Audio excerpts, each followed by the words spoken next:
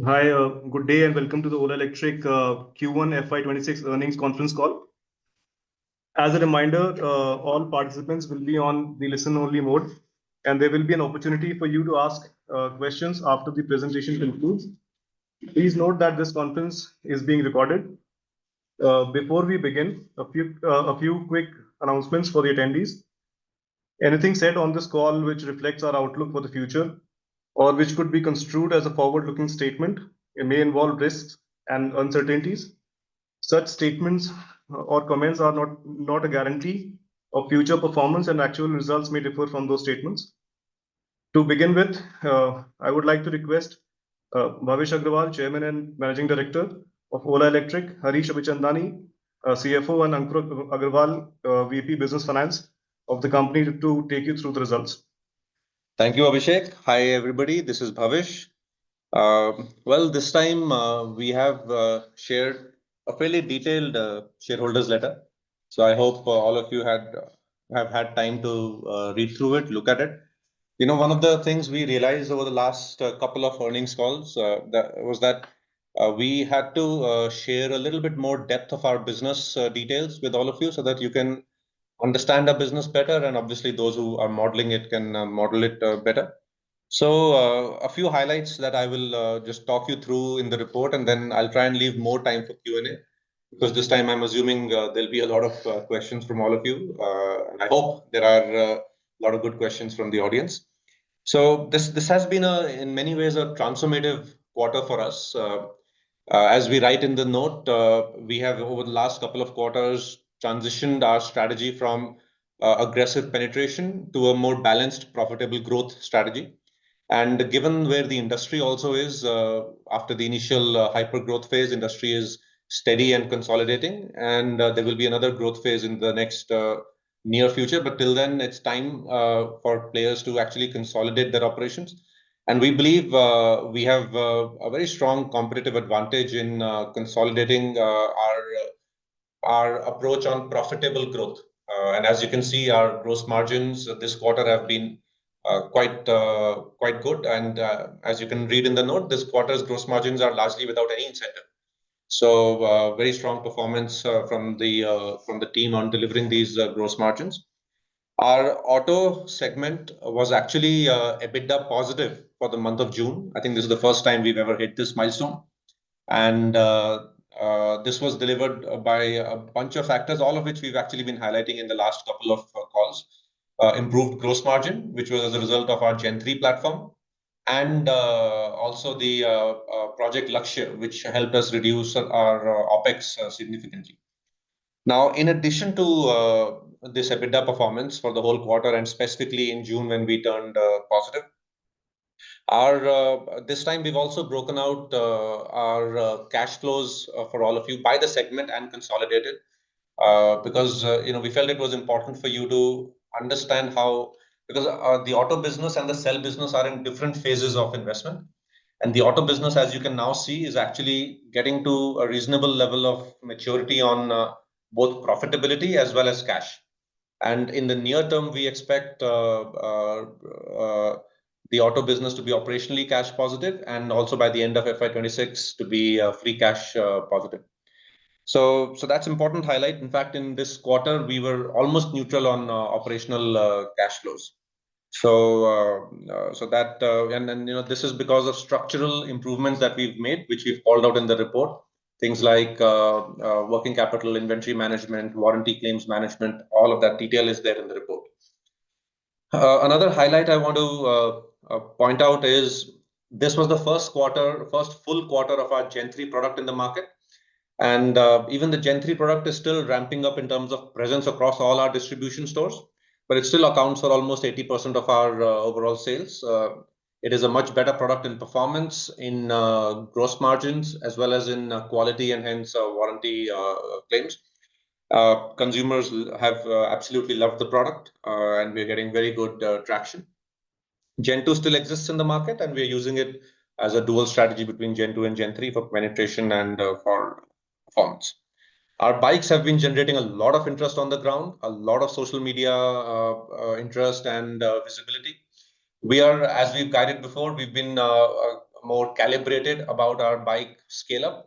The bike is now almost in 200 odd stores, and through the course of this quarter, by the time Navratri comes, we will have our bike in almost all of the stores across the country, and we're getting very good feedback. A couple of other important strategic points I want to highlight for all of you. There have been a couple of macro risks in the industry, specifically on rare earth magnets and the ABS mandate. Now, on both, we have our own unique solution because the company is vertically integrated and does all of its technology development in-house. So on rare earths, we actually have a dual strategy of managing through alternate suppliers for magnets and also coming out with a rare earth free motor, which is in the next quarter. It'll be delivered to customers in the next quarter. And we've been working on these technologies for the last year or two. Some of you who visited our factories would have even remembered seeing this on display at the time of our roadshows. And finally, the highlight, which is I'm sure highly anticipated, is this quarter we will deliver our 4680 cell vehicles to customers by Navratri. And we'll share more details on 15th August event, which is our annual product event. But our cell gigafactory is cranking up now. We are ramping up. We are producing cells to be used in our vehicles already. It's not just test cells anymore. And through this quarter, we will see a ramp up of that. So those are some highlights. A few more things that I will just talk you through is, in this report, we have spoken about how our free cash flows in our automotive business are also stabilizing. Operating cash flows are already getting to neutral. And our capex plans for this year, FY26, are not very large in the automotive business. In fact, later in the graphs, you will see a lot of our capex is actually R&D, which is capitalized. We don't expect any major manufacturing capex in this year for the automotive business. There will be some for, let's say, our rare earth free magnet, etc. But beyond that, we don't expect any major manufacturing or growth capex for the automotive business. So the automotive business to get to free cash positive by the end of this year, which is what we are giving the outlook. We do expect it to consume only about 400-500 crores of incremental cash from here. Even at a console level, you can see our cash flows improving significantly and profitability also improving significantly. And this trajectory will continue through the course of this year. For the whole year of FY26, we are targeting to get to around 3.25 lakh to 3.75 lakh vehicle sales, driven by the festive season coming up and our plans on our Gen 3 and our bike products through the course of this year. For our cell business, there will be capex. We already have done the capex of 1.4 gigawatt hour, and we will be completing the 5 gigawatt hour capacity that we have planned for which capital is already lined up through a term loan facility with the SBI consortium. Now, after that, most of the payments of that will also happen in this year, and some will flow into next year. We don't foresee the need to expand cell gigafactory capacity beyond 5 gigawatt hour for the next 3 to 4 years. And there's a rule of thumb calculation also here that 5 gigawatt hour means almost million to 1.2 million units. So we'll make that installation of capacity this year, FY26, and grow into it over the next couple of years. That said, there is some more detail on warranty here because warranty has been one of the talking points in the last quarter. We took a one-time provision of 250 crores. What I would like to highlight to all of you is every generation has kept on getting better for us in terms of quality and fault rates. Gen 3 is in fact the best ever for us, and by our own estimates, the best in the industry. And this benefit obviously flows into the EBITDA by lower provisioning for Gen 3. On claims also, Gen 1 claims have been higher than Gen 2 claims, and that is higher than Gen 3 at a similar aging. So Gen 3 claims are actually looking fairly good. And in Gen 3 over Gen 2 itself, one of the major areas we have improved the product design and hence quality is the hub motor, the motor controller, which were in Gen 2 supplier procured, and in Gen 3 are all in-house. And our in-house motor, which was in Gen 2 in the S1 Pro, had a 90% lower failure rate than the hub motor. So all of this is adding up to a very good profile on warranty. And a final point I want to highlight there is our Gen 1 products are already 70% out of the warranty life. So that's also reducing the claims on a monthly level, as more and more of the claims outstanding or the warranty outstanding is on Gen 2 and Gen 3. So we don't expect any more major one-time warranty provisions. We're still, there might be some minor learnings as we go along, but nothing major expected over the next year or two on warranty provisions. Then in the note, we highlight some beyond just operational commentary, we give you progress on key strategic priorities. And as we've always communicated to you, our strategy in this business has been to build more manufacturing vertical integration, do more in-house technology development, and build a direct-to-customer channel for customer engagement with the brand directly. And on all these three, we believe we keep compounding our competitive advantage as incumbents only continue building traditional auto business models. And that competitive advantage can be seen in the balance of volumes and profitability that we are now able to deliver. And then we talk about the rare earth magnet, which I commented on, so I'll skip that. On ABS also, we are ready. We're the only EV company which has an ABS product on sale in the market. And by the mandate timeline, we will be ready with our own in-house ABS solution, further saving margins as well as giving consumers a product differential. On the Gigafactory, like I said, more details on 15th August, but our first products will be in customers' hands by the festive season. The full budget for our 5 gigawatt plant is 2,800 crores, including both the capex as well as some pre-operative costs. Now, out of this, we have already invested about 1,500 crores, and the remaining 1,200 odd crores will go in over the course of this year and some into next year. That will complete the 5 gigawatt hour. And like I said, for this, we already have the SBI SBI consortium facility, which we are drawing down on. In terms of unit economics, the cell business at a free cash flow level breaks even for us at 5 gigawatt hour. And at a consolidated level, it is cheaper for us to manufacture our own cells than procure from outside at the 5 gigawatt hour level. So that's a very important milestone as we scale our cell business. Through this year now, starting this quarter, we are going to keep ramping up gradually the cell production to grow into the 1.4 first, and then grow into the 5 gigawatt hour after that. There's some commentary on, for those of you who don't fully understand the cell technology and the cell cost structures, there's some commentary here for you to appreciate how the cell cost leadership works. And it's very directly linked to technology, not just supply scale. On product roadmap, again, we highlight here our competitive advantage with a very broad product portfolio, which is ready. Very mature stage of development for the product portfolio. But that said, we are not allocating manufacturing capex to all these products. We are going to be sequential in capital allocation. We're letting our current products scale and mature in the market, and then one by one allocating manufacturing capital for new products. But from an R&D basis, we have many of these products under advanced stages of development.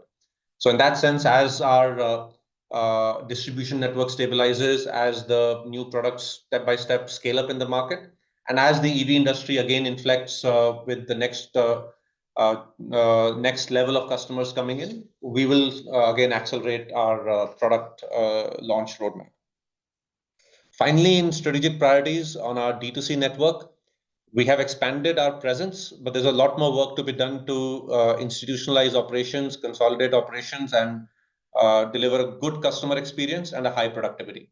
We are already seeing gains from inventory reduction in the network, and you see that in the working capital movement in Q1 over Q4. And we will continue to see incremental gains on this going forward.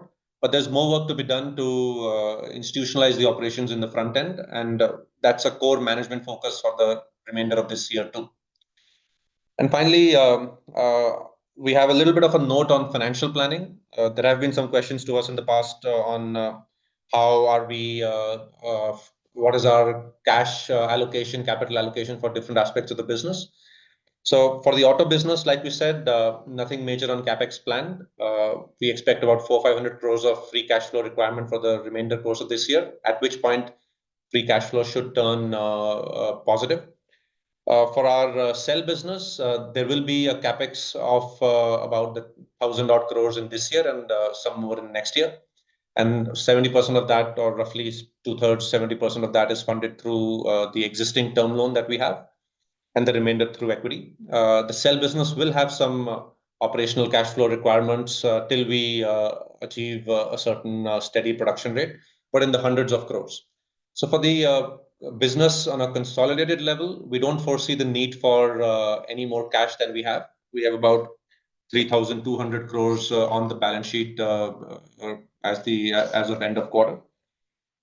We do have some debt obligations. Again, we have shown that in a graph in the note.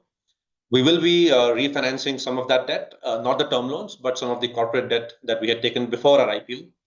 And we have already taken a board approval for issuing fresh NCDs to refinance that debt. I guess that's it. There are some very interesting graphs in the note also. A couple of things if I highlight on graph 3 and 4. If you see our ASPs are flat, but our gross profit per vehicle is continuing to grow. This quarter it got to 31,000 rupees, which means in graph 5 you see our gross margins, auto gross margins with all incentives and without incentives. And you can see this quarter actually we had very minimal incentives. So the business, the product, the gross margin profile, all looking strong. And I will pause here and leave enough time for questions from all of you. Thank you so much, Bhavesh. We will now begin with the question and answer session. Anyone who wishes to ask a question may use raise hand option. If you wish to remove yourself from the question queue, you may press the option again. Participants are requested to unmute themselves before asking the questions. And before asking a question, we also request you to introduce yourself, your name and your organization. We'll take a minute and then we'll open the floor for Q&A. We'll take the first question from Mr. Chandramouli Muthiah of Goldman Sachs. You may unmute yourself and ask a question. Hi, good afternoon, and thank you for taking my questions. My first question is just on the volumes for the quarter, the 68,000 volume. Could you help us understand what the split is between the electric scooters and electric motorcycles, as well as also the 121,000 rupees ASP? Where would the motorcycle ASP compare versus the scooter ASP? Chandru, the split is still largely scooters because motorcycle deliveries only started happening early June. So almost all of it is still scooters. The motorcycle deliveries are ramping up in June and now going forward. Also, in terms of ASP, the Roadster X and X Plus ASPs are broadly in the range of the S1 X and X Plus ASPs, maybe 5% higher, 5 to 10% higher. So it'll be one level lower than the S1 Pro and Pro Plus, but in that S1 X and X Plus range. So in terms of how it looks like against the 1.2 lakh, it might be 1.15 lakh as an ASP. Got it. That's helpful. My second question is just around the ABS norms which have been proposed by the government of India. So I understand you have ABS on some of your premium electric scooters as things stand. But if you could just give us some color on what the negotiations seem to be with the government and what the industry representations are. Is this something that's a done deal for January 2026, or is it still sort of fluid? If you could give us some color on that. Chandru, our stance is that sooner the better. We should not compromise with the customer safety. Got it. And just the additional cost here, what is your estimate of additional cost? You did mention that you are looking to do an ABS kit in-house. So if you could just give us some color on what your estimates are on additional cost. See, for us, let's say for industry, when they do ABS, anywhere between 3 to 5,000 rupees they incur in terms of BOM cost, depending on what kind of ABS, etc. For us, it'll be a small fraction. It'll be a fraction of that because these ABS products, as you can imagine, are high margin products for whoever is selling them, Bosch or Conti or whichever supplier is selling them. And we have our own engineering capability. In fact, the way we have built the ABS is that our electronics are all combined into the same central electronics. So a lot of software-defined functionality. So in that sense, the content itself is lower in our ABS, and obviously we saved all the cross margins. This is, Got actually, it. Chandru, I would want to use this moment to highlight an important theme about our company, which while we've been executing on it, maybe it might not have been fully appreciated by all the people observing us. That as we keep doing each of these critical components in house, be it the motor, be it the ABS, electronics, software, cell, one by one, each of these things add a lot of gross margin benefit, which is what you see in the end today. Our gross margin is about 26%, and without any incentive, also 22+%, despite not charging 20% higher than market, right? So, and this is a journey, it's only going to keep improving for us. For example, I was, one of my finance team members pointed out to me that the largest motor supplier in India actually has a gross margin of 60%. Now we make our own motors. That's a clear saving of, a large high single digit 1,000 rupees over there for us. Same will happen in ABS. Same happens for us in electronics. And it's not just saving from off-the-shelf parts. We are able to combine parts better and hence actually reduce content itself. For example, in ABS, the electronics will actually be combined with our central electronics. Got it. Got it. That's helpful. And lastly, if I can squeeze in, just wanted to state of the union update on net debt. So you did mention that you've got cash of about 3,200 crores. I can see that the graphs talk about debt repayment obligations, but if you could just give us what the gross debt number also is, just in the context of what your quarterly cash investments are. Sure. I think excluding short-term debt, which is largely working capital, Ankur, to about 2,000 crores. Yeah, 2,000 crores, and it's getting paid down over the next 2 years. All the corporate debt is getting paid down. Term loans will continue long. Got it. Thank you very much and all the best. Thank you. We'll take the next question from Mr. Arvind Sharma of Citibank. You may unmute yourself and ask the question, please. Yeah, hi. Thanks for taking my question, and thanks for sharing the guidance for FY26. In the overall guidance for FY26, what would be the exit rate? Because 1Q we already know the numbers, but it's a pretty steep jump from here on. So, sir, what would be the drivers for these volumes going forward? Okay. Arvind, thank you for your question. And I'll start with a small nuance. It's more an outlook than a hard guidance. What we want to start doing is also giving all of you a little bit of an outlook into what we see ahead for us, and also call out the risks that exist to achieve that outlook, because there is a macro environment which is sort of moving parts, supply chains, etc. So there are enough things we need to navigate still through the year, but we'll keep updating every quarter. Now, the key levers to deliver these volumes, actually, if you see this quarter, we delivered 68,000.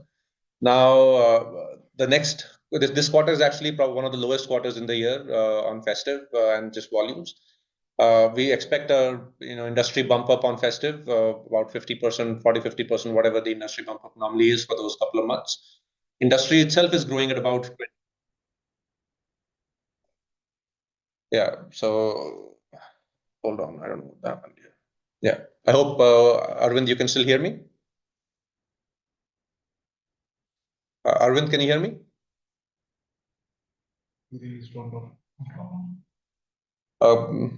Is the meeting still on? Can anybody hear me? Yes, we can hear you. Okay. So I guess the meeting, I hope, is still on. So I'll complete Arvind's answer. I don't know why Arvind dropped off. Till then, I'm going to check if some other people can hear me beyond Harish also. So just to complete the point, we expect seasonal uplifts in general. Industry is going to grow at 20%. And now, given that a lot of the competitive intensity has already been played out, we do expect us to grow at or above industry rates. We also expect our bike volumes to increase through the year, and a few more initiatives we are doing on the productivity of our front end. All these added up should get us to those volumes. But there are some macro risks which we will navigate and keep sharing updates. Thank you. Now we'll take the next question from Gunjan Prithyani of Bank of America.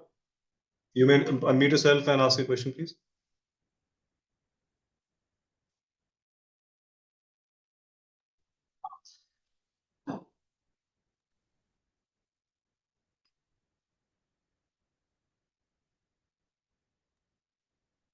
Can you hear me now? Yes, Gunjan, we can hear you.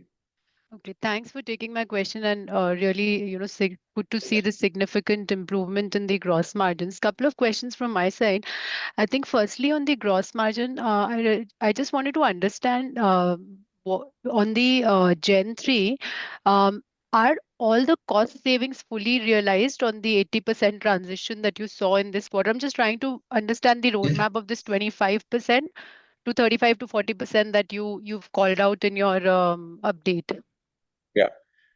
Some of the gross margins are still to be realized, Gunjan. There is an incremental goodness on some of the Gen 3 margins that will come through this financial year. And on top of that, 25% gross margin this quarter didn't have any PLI. So PLI, whatever you guys model, will also come on top. Okay, and this doesn't capture any of the savings from the captive, which of course is more going to be a F27. It's The going to cell, be, you mean? yes. No, this doesn't capture the cell. The cell will ramp up through this year. They'll have a small component of cell in gross margin, but the real cell savings at scale will be in FY27. Okay, and the other expenses should more or less sustain at these levels. Now we've gotten to a level of stabilization with the cuts that we took over the last couple of quarters. Yes, OpEx is now stable. In fact, incrementally, there will be some more opportunities for efficiency and productivity through the year. But 100 odd crores of auto OpEx and 150 odd crores of total consolidated OpEx right now. Over the next quarter or 2 quarters, we should be further able to reduce another 10 to 15% of OpEx at a similar volume levels. As volume grows, some of the OpEx will grow with volume. Okay, got it. And the second question, a little bit on the the pivot that you called out, that we're moving from aggressive penetration to a balanced, profitable growth. It just sounds to me that there has been a reset in the EV penetration expectation itself, right? I mean, if you can sort of share your thoughts on how do we then think of EV adoption at an industry level, and why do you think that there has been this reset of expectation? Because prices, if at all, have only come down, and it's gotten a lot more competitive in terms of value proposition to the customer when you compare with ICE as well. So why the reset in industry adoption levels? See, firstly, Gunjan, if you see EV two-wheeler industry growth versus ICE two-wheeler industry growth, EV is still 3x of ICE. Right. So in that sense, ICE is growing at 6-7%, EV is growing at 20 odd %, give or take a few here and there. So EV is still growing very much faster than ICE. It has definitely come down from the absolute aggressive growth in FY23, FY24, and early part of FY25. A couple of reasons for that. Firstly, government incentives have also come down. So that definitely has made manufacturers as well as some customers think about their choices in terms of pricing as well as in terms of purchase for the customer. Second, also, the early adopters have now largely adopted EVs. The S curve of the penetration will go through the S curve. So there'll be an aggressive growth, then there'll be a consolidation phase, and then there'll be an aggressive growth again.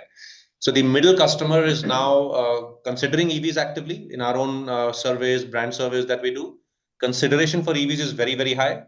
But they're probably waiting for their friends and all to live with one generation of the EV products, or waiting for some of the anxieties around range, etc., resale value. All of these are anecdotal things, but and actually many of them are not true. It's not like two-wheeler EVs have range anxiety. It's not true that there is a issue on resale value. If you see, resale values are reasonable in the market. But it's more just an overall feeling that the cautious customer has now, that let me just wait it out another 6 months, 1 year till my friends who were the early adopters have been through their full cycle experience. And we see that now slowly also turning in bigger cities. There are some pockets of increasing growth again, but it's early. So we do expect the S curve to play out, first high, then consolidating around 20-25% a year. And then maybe next year onwards, another aggressive growth. Okay, got it. Just last question, if I can just get your thoughts on the battery plans as well. We're now sort of limiting to 5 gigawatt. If you can just sort of share what does it mean in terms of the government PLI scheme? What does it do to the captive cost benefit that we were thinking about? Because a lot of those captive cost savings were also premised on yields and scale that you get on that battery plant, Yeah. right? Cell plant. So if you can share, what does it mean for the overall cost improvement and PLI scheme? So Gunjan, at 5 gigawatt hour, we will already be saving money versus procuring from outside. At 1.4 gigawatt hour, we will be saving money at a gross margin level, but the OPEX of the cell plant will not be fully leveraged for the scale that it is built to. And the unit that we had designed was the 5 gigawatt hour unit for our cells. So 5 gigawatt hour is one unit. So at a 5 gigawatt hour unit, we will be saving money versus procuring cell from outside. So we don't need to go to 20 gigawatt hour for that. In terms of PLI, yes, definitely this will mean an implication on PLI. The government PLIs our timelines on 20 were what they were, and we will not meet those timelines. But in our profitability case, we have not built any benefit from PLI. If there is any, it'll be goodness on top. That said, Gunjan, we're also the only company that has really put up a cell plant and made it productive. So we will engage with the government to probably relook at some of these timelines and in the broader interest and encouragement to industry, probably relook at those timelines. And there's no penalty we need to be really worried about in that context, right? If there's a change in the There is timeline. a maximum of about 100 odd crores of penalty, and we are actually accruing that every quarter in our P&L already. Okay, got it. Yeah. All right. Thank you. Thank you so much. I'll join back the queue. Thank you. We'll take the next question from Rishi Vora of Kotak. Please unmute yourself and ask the question, please. Yeah, hi. I hope you can hear me. Hi, Rishi. Hi, Bhavish. Congratulations on sharp improvement in profitability. I'm waiting to read your report. Just a follow-up on Gigafactory, right? One of the premises for us to set up a Gigafactory was also a PLI incentives, if I remember it correctly. Our expectation was through the course of going till FY29, the capital employed will become half because 50% of it we were expecting it to come from PLI. So if let's say if you're not able to get a PLI, then does it make a sense for us to set up our own Gigafactory, given that tomorrow the technology might evolve, we might be a little slow versus the global giants. So does it merit to have a Gigafactory on our own, given that if PLI is Yes. Yeah. So Rishi, the reason to set up a Gigafactory is strategic and long term. Our reason to set it up was never PLI. In fact, we actually started our Gigafactory before the PLI scheme came in. And that's the reason we came into the scheme, because we're the only ones who started before the scheme even was conceptualized.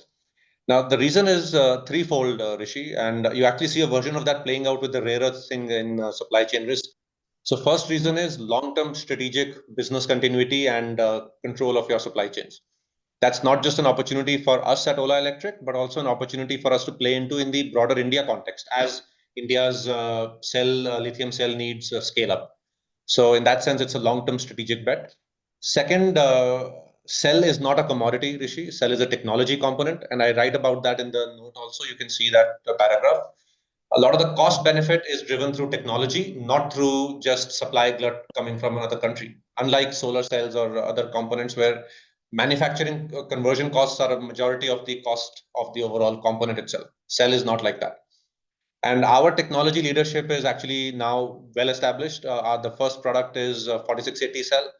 And we also write about our cell technology roadmap, where we are leading already beyond the version 1 of the cell. We already have version 2 and LFP versions already under development. All of that will come in step by step. And we now, Rishi, have already proven this business model in our auto EV business. Look at our gross margins versus look at all other companies' gross margins, and that's a function of technology and manufacturing vertical integration.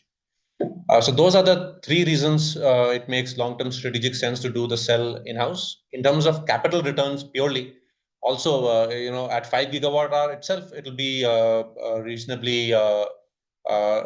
return. But as we scale higher, the return will only keep getting better. And the scale can be from our own internal requirements. The scale can be potentially from export opportunities that our 4680 cell opens up. The scale can be from BESS opportunities in the future that we might get into in different business strategies. And in none of those cases do you need PLI to make the business worthwhile. All of this is worthwhile if you have a strong technology leadership in the cell, and if you are building a long-term Indian supply chain, because the Indian market long-term is only going to grow. So we take a very long-term lens on the strategic benefit and optionality of our cell business.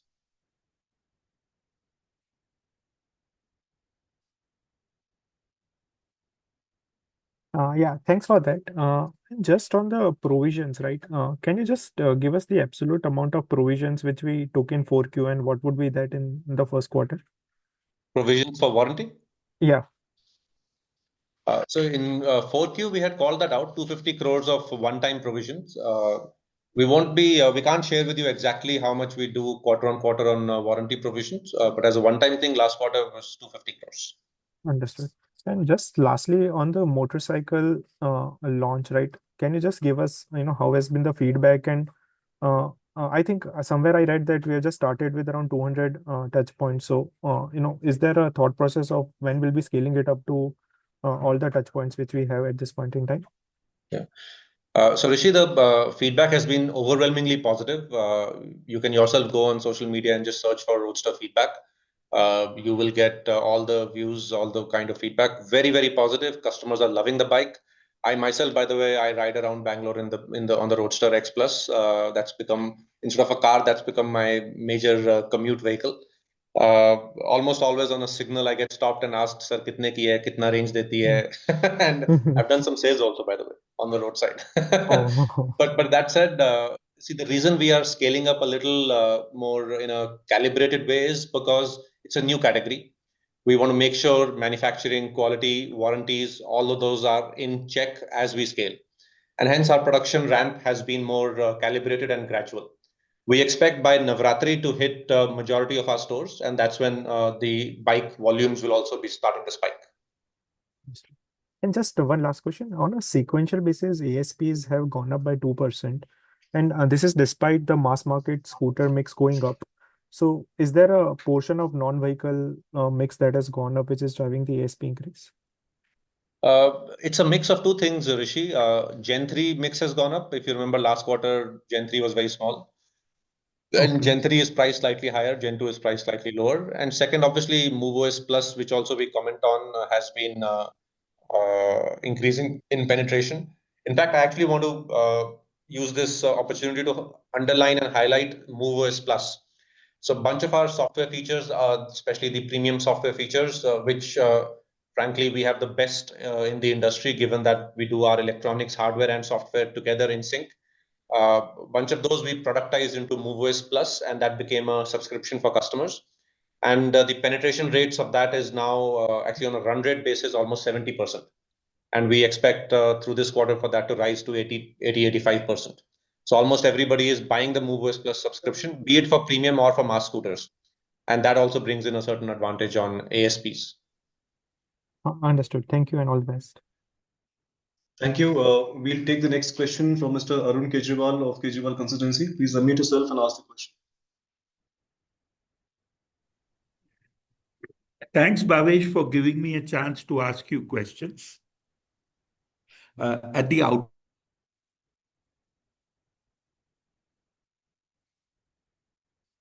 Mr. Kejriwal, I acknowledge that I believe you quite went a few mute of my... in the middle, sir. Can you just re-say? Yeah, I'll repeat it. So Yeah. I said, thanks, Bhavesh, for giving me the opportunity to ask you some questions. And at the outset, let me congratulate you on a set of numbers which has caught quite a few of us by surprise. The turnaround witnessed has been phenomenal, to say at the least. My question is, sir, one of the objects of the issue was to increase the gigafactory capacity from 5 gigawatt to 6.4. Now that we are scaling down the expectation of the gigafactory to around 5, which would take care of about 1.2 million scooters, what would be the change in our fundraise that we have done? Would the objects of the issue be sort of tweaked, rechanged, and the funds deployed additionally, or what?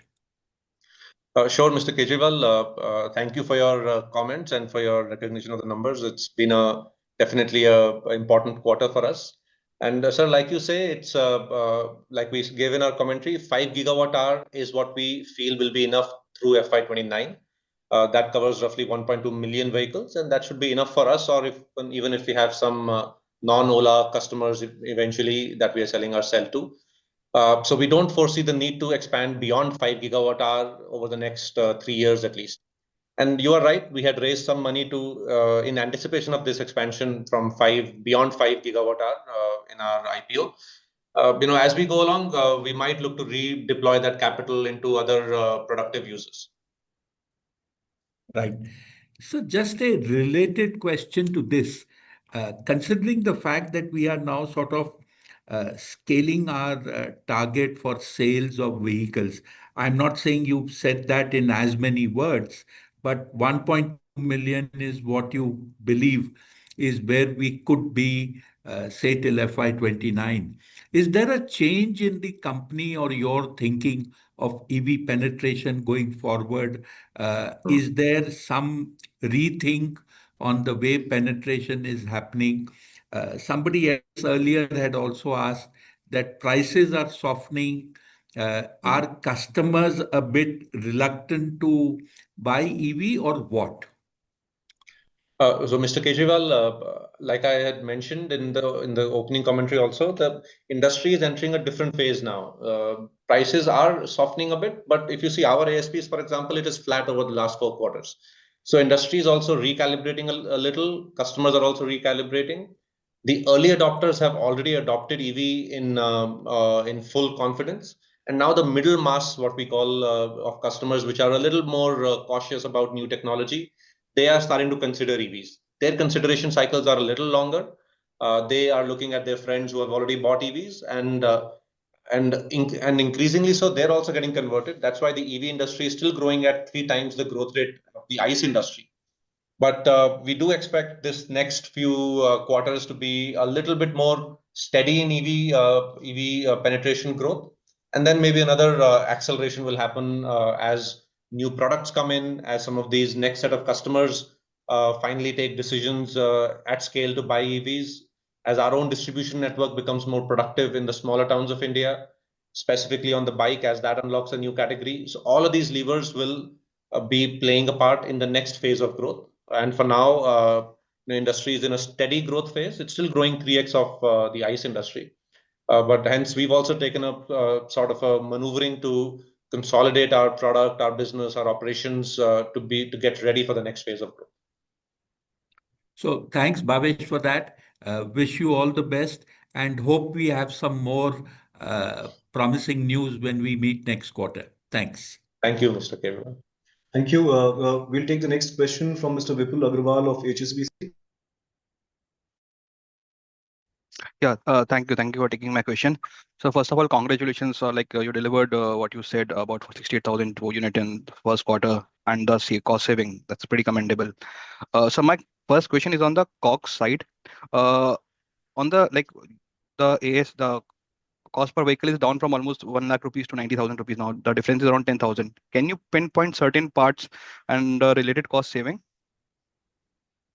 So Vipul, I can give you general direction on that. So Gen 3 as a platform has definitely helped. Gen 3, and we had shared even in August when we had launched Gen 3 that it'll be a major change in the cost structure. And that is what has happened. This was the first real quarter of full Gen 3, and that has led to improvements in the BOM cost. Then item by item also, our motor, for example, is now in-house. The motor controller is within the motor itself.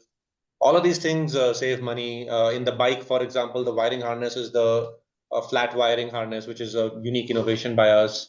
Our electronics are more centralized, saving some number of ECUs. So all the regular things which I keep saying every time I meet you guys. And all of those things have kept on incrementally adding benefit to us in the gross margin. Sure. Thanks for that. So, one related question would be like on the wiring side, like how are you saving? Like, is it the tech which is globally not available, or is it something new which you have developed on that front? How does it work? Can you? So Vipul, it is our own in-house IP, and we actually had shared it in our bike launch event in February. You can see the video reference it there. But it's a much lighter, much more lower cost to manufacture wiring harness technology, which we've developed in-house. And normally, again, I will reiterate this to everybody.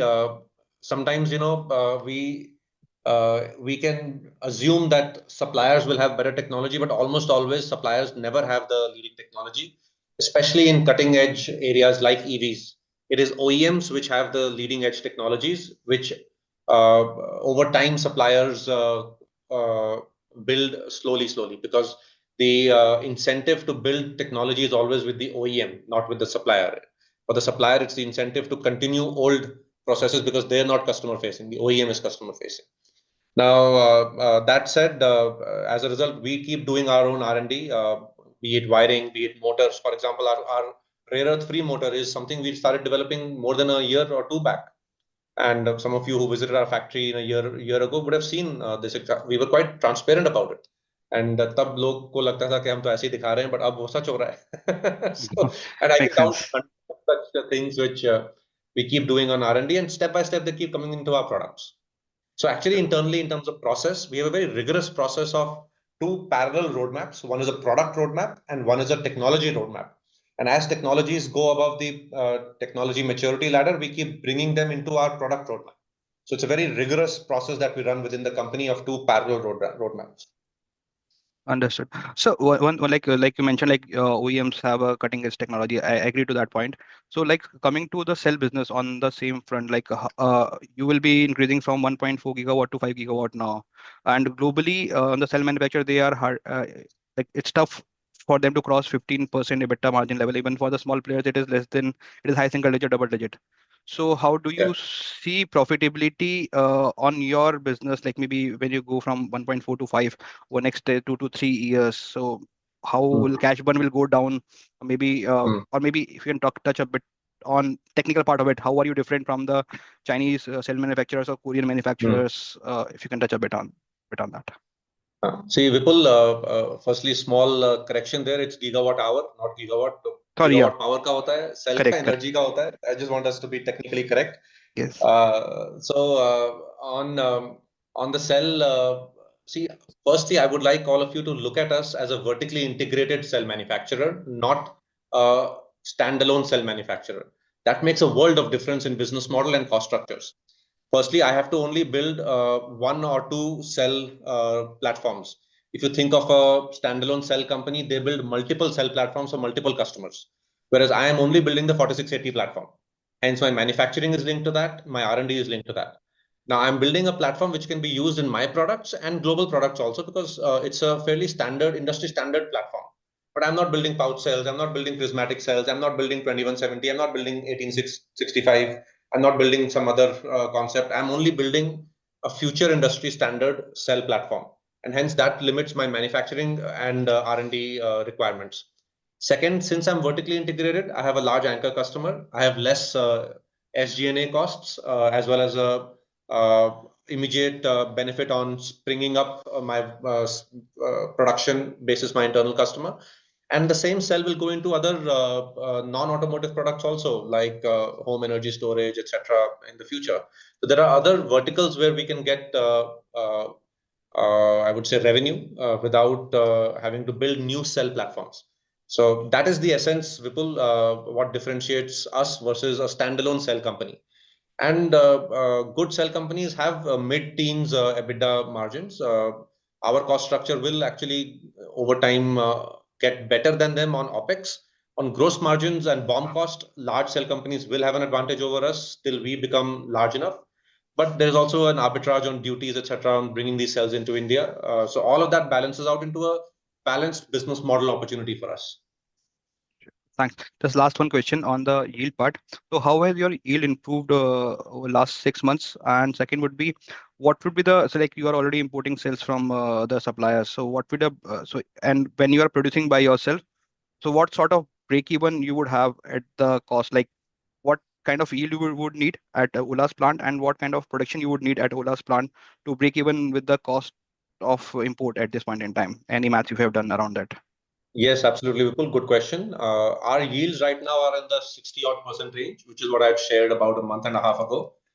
We are ramping up with a balance of two KPIs. One is yield and one is output, the scale of output, because both have to go up in hand, and we are in that ramp-up phase. Through this year, we are going to be in that ramp-up phase. The break even on consolidated operational costs of building our own cell, putting it in our vehicle versus buying the cell from outside. The break-even point is around 3.5 to 4 gigawatt hour at about low 80s of yield. That's the break-even point. So at 5, we'll actually be slightly more than just break-even. Understood. That's all really helpful. Thanks, Vam.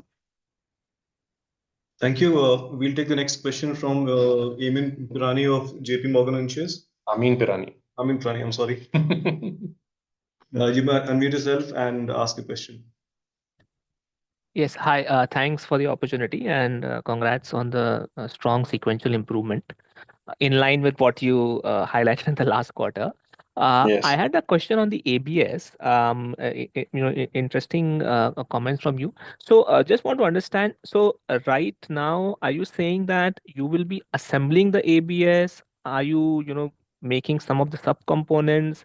And a related question would be that even right now, for the CBS that goes into most of the scooters, are you also doing it, a lot of it in-house? Some color on that will be helpful. So I mean, the CBS is a simple component. We probably do portion of the engineering of that in-house, and some of it must be bought out by two suppliers. But for the ABS, what we're doing is we are engineering the whole thing in-house. Okay. And we will work with some suppliers to build some components of it, and some we will build in-house, right? Because we are, as you know, we don't manufacture everything in-house. Some of the more traditional processes like fabrication, castings, or others, machining, etc. We don't do those things in-house. But we'll definitely design the whole thing, electronics, software. These are the more critical components over there, which is what we will be integrating largely in-house. Okay. Understood. And secondly, just slightly on the numbers thing. I think last quarter, obviously, there was this challenge of Vahan registration not reflecting entirely with what your numbers were.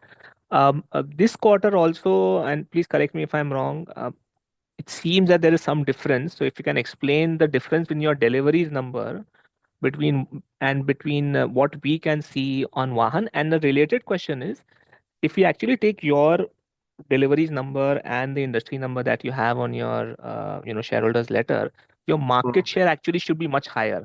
So just trying to understand if there is still any lead lag into the deliveries and the registration number. Yeah. So I mean, good question. I'll take a minute and explain this in 2-3 levels. See, firstly, last quarter we had a lag on deliveries and higher Vahan. Yeah. Hence our revenue was lower, Vahan was higher. That delta is almost the same delta in the opposite direction this quarter. So we have a slightly higher delivery number and a slightly lower Vahan number than delivery number. Right. Okay. So that's because of the covering up of last quarter in this quarter, right? So Feb, March, April were the impacted months, and April onward we had started covering up that delivery gap.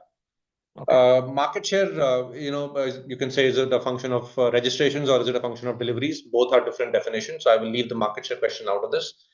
In the end, roughly our market share is in the high teens or 20% thereabouts right now. So let's leave it there. Specifically on our delivery backlogs, see, our business model fundamentally has traditionally in the last 2-3 years run a backlog on deliveries, whereas a traditional business model automotive dealership will not run a very large backlog. They will finish off all the deliveries in 3 to 4 days. Whenever a customer places an order, the order to delivery cycle is 3 to 5 days.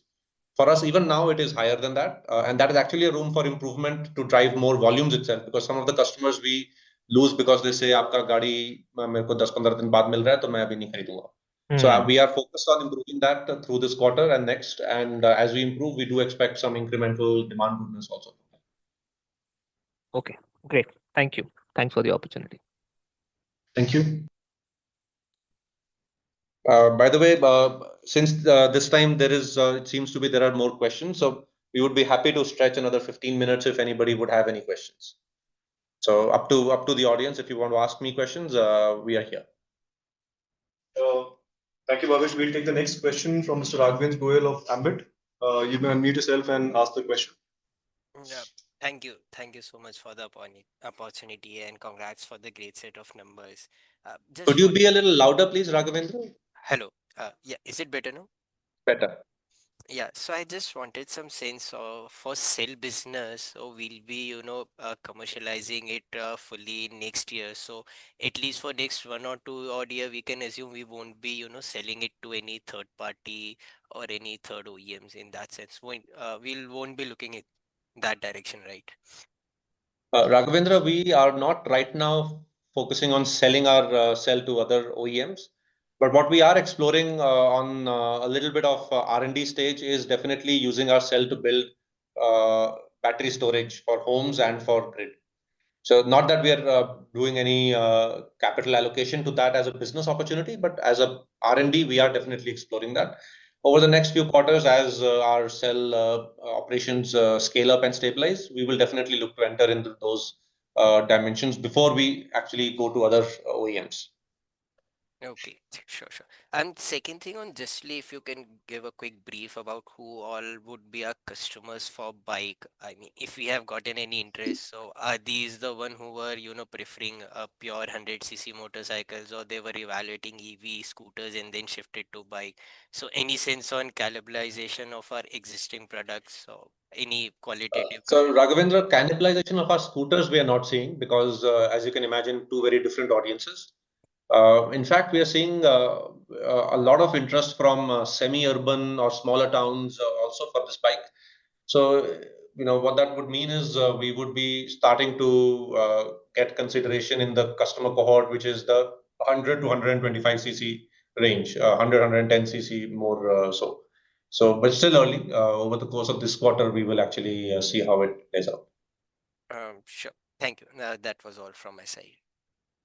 Thank you. We'll take the next question from Mr. Pramod Amte of InCred. You may unmute yourself and ask the question. Yeah, hi, thanks. Am I audible? Yes. Yeah, thanks for the opportunity.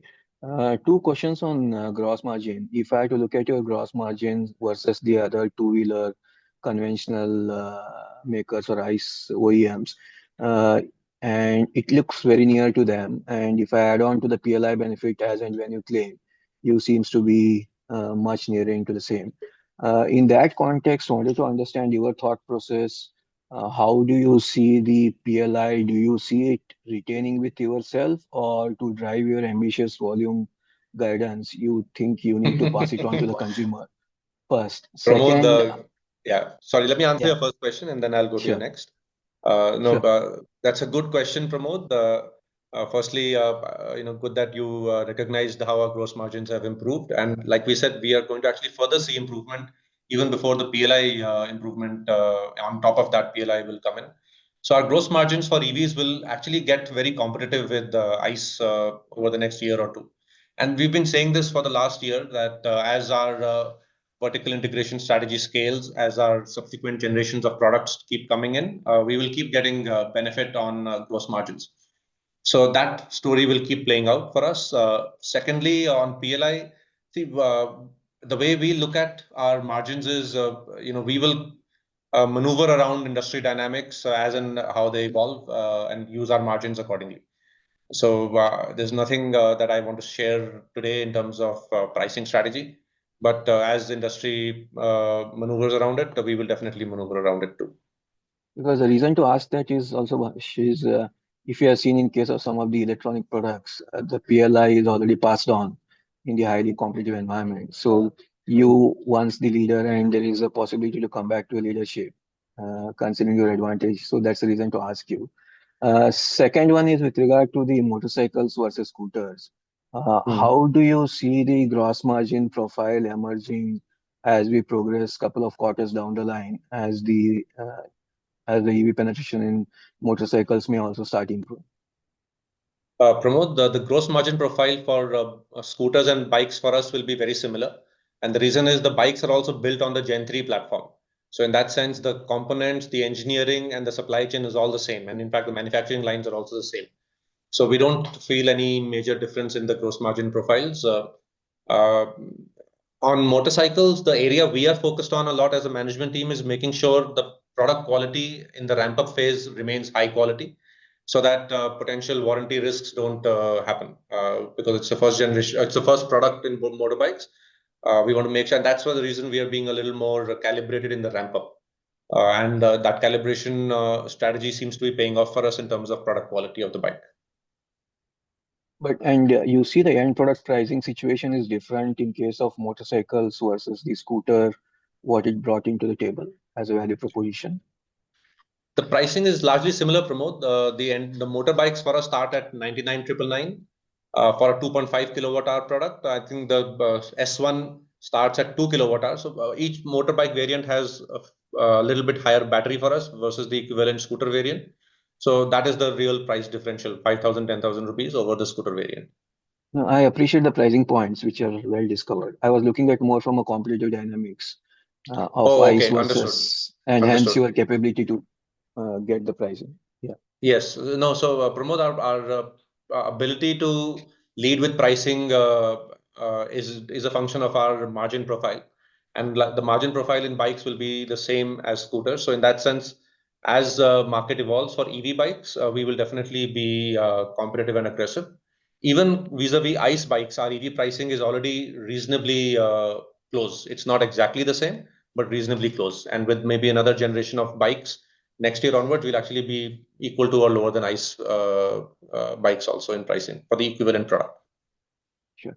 And second one is, or the third one is with regard to the cell, as you are almost about to commercially productionize the cell, and I hope you are already testing it on your vehicle. What to look forward as a customer benefit other than as we are looking from an investor to change the product positioning much better in the marketplace? Pramod, the great point again. You've asked some very relevant questions. So the customer benefit of the cell is three things. Firstly, it'll have a very different charging performance because it is a bigger cell, more capable cell. Second, it'll allow you to pack more energy. So for example, the first products in which the cell is coming is the 9.1 kilowatt hour Roadster X and the 5.3 kilowatt hour S1 Pro. And these are really high range vehicles, which for some customers makes a lot of difference. And thirdly, for us, the benefit obviously is that the cost of using these cells keeps coming down. And now once this 4680 platform is established, then every year as our cell technology improves, we keep improving the energy density and hence cost without making any changes to our manufacturing process. So, that's a very meaningful point for us and for the customer. So imagine today the 4680 gives you 5 kilowatt hour range. 1 year from now, the same pack will give you 5.5 kilowatt hour of range without anything changed from our manufacturing, because it's just the technology recipe in the cell that we will change. The speed at which we can bring these iterations in the market is much better than competition relying on vendor cells. Thanks and all the best.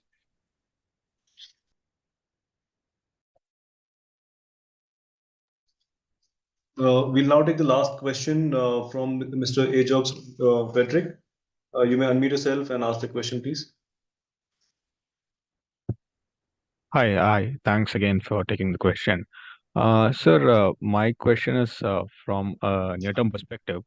Of this 325K vehicles which we aspire to sell for the year, how much are we penciling in for the bikes? Or in that range? Just a broader stroke would give us some clarity. Sorry, Ajox, could you repeat? We lost you in the middle. So I wanted to understand how much of this aspired 325K or 350K vehicles for the year Yes. are we penciling in for the bikes? So Ajox, today we're not sharing that specific guidance, but we do expect 15-20% should be a reasonable target of this for bikes. Okay. Yeah. Got it, sir. So 30K per month is more driven by the industry itself picking up and the festive also helping us. So got it. Yes. Yeah. And secondly, sir, on the revenue front, 4,200 crores, how much of that is battery in that, or do we not add battery in that guidance? That's consolidated revenue, Ajox. So battery, Okay. since we're only selling it to ourselves, there's an arm's length transaction, but consolidated all of that goes over. Got it, sir. That's just a couple of clarifications from my end. Thank you. Thank you. We'll take the next question from Mr. Udit Jaiswal. If you can unmute yourself and ask the question.